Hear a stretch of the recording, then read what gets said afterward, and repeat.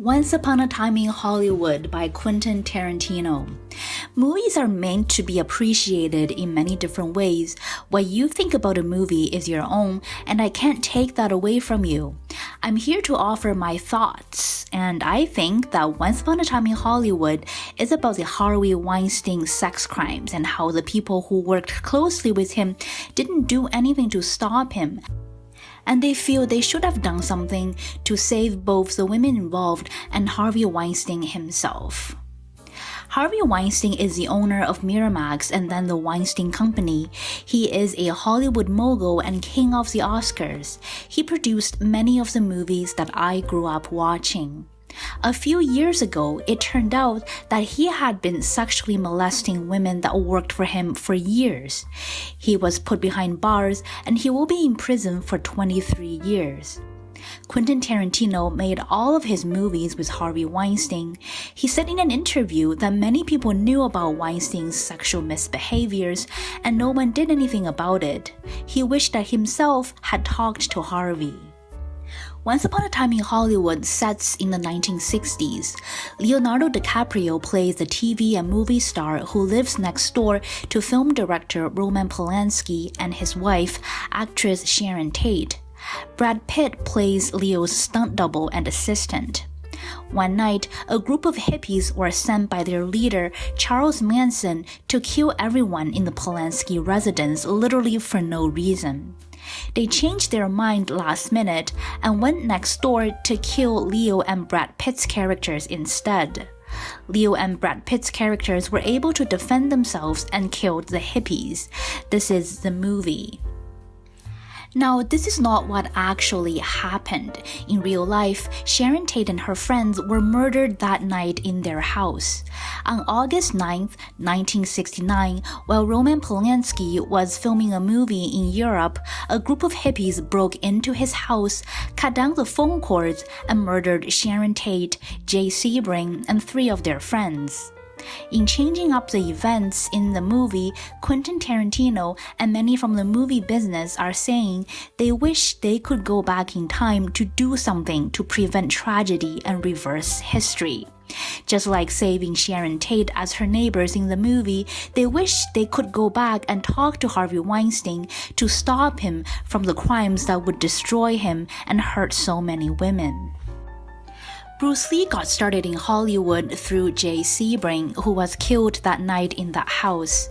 Jay Sebring was a celebrity hairstylist, and he introduced Bruce Lee to movie producers in Hollywood and got him established. Bruce Lee trained Sharon Tate in martial arts for her film roles. He also trained Roman Polanski in martial arts for self-defense. So the people that got killed that night, Sharon Tate, Jay Sebring, were Bruce Lee's closest friends. Quentin Tarantino has said in interviews that he is a huge fan of Bruce Lee. In Once Upon a Time in Hollywood, Brad Pitt's character confronted Bruce Lee and said something like, "You're a man with a big mouth and you didn't do anything." This is Quentin Tarantino relating to his idol Bruce Lee. Bruce Lee was close friends with Sharon Tate and Jay Sebring, and he is a martial art fighter and he couldn't save them. Tarantino was so close to Harvey Weinstein, Harvey was like an older brother to him, and he couldn't save him. Tarantino is saying Bruce Lee was in the same position as I am now. He must have felt what I feel now. But in the movie, people made Brad Pitt's character leave for confronting Bruce Lee. With this, the movie acknowledges that the situations are not the same. The hippies broke in and cut out Sharon Tate's phone line. They couldn't call Bruce Lee or the cops or anyone for help.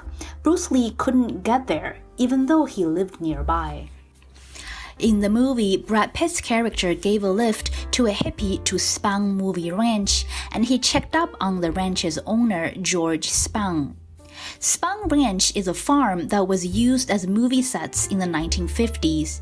In the 60s, it was a home for a group of hippies and their leader, Charles Manson. George Spang owns the ranch. I personally think that this part of the movie is based on Brad Pitt's real-life confrontation with Harvey Weinstein, which has been shared in interviews. In the mid-90s, Brad Pitt was dating actress Gwyneth Paltrow.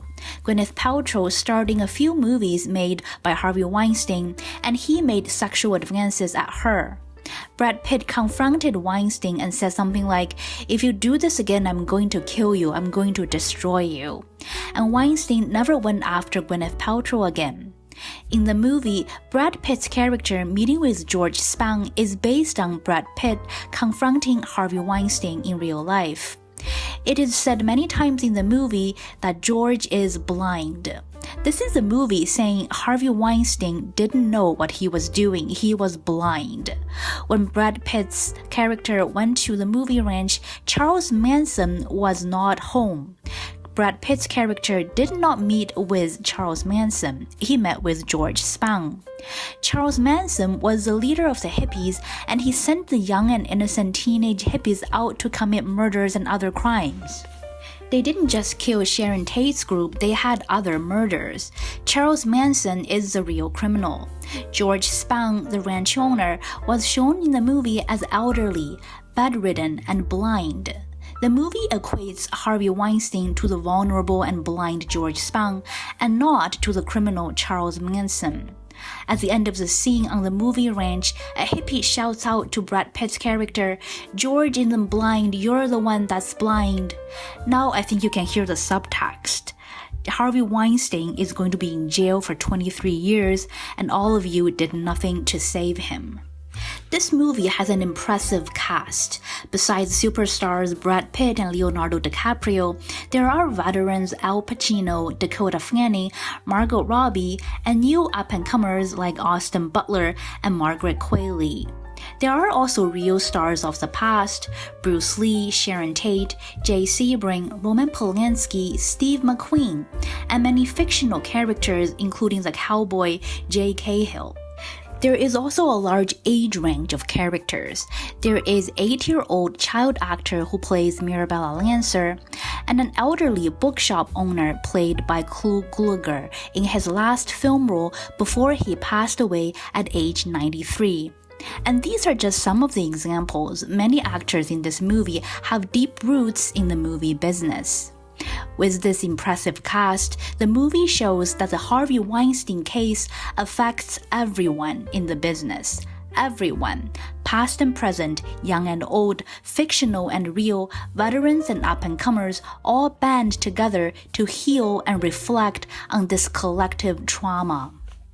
Of course, you don't have to know about the Harvey Weinstein case or the Sharon Tate murders. Without these backstories, this movie stands perfectly as a delicious homage to the 1960s Hollywood. We can watch it for the nostalgia, the vibe, the hippies, and the coolness of the 1960s.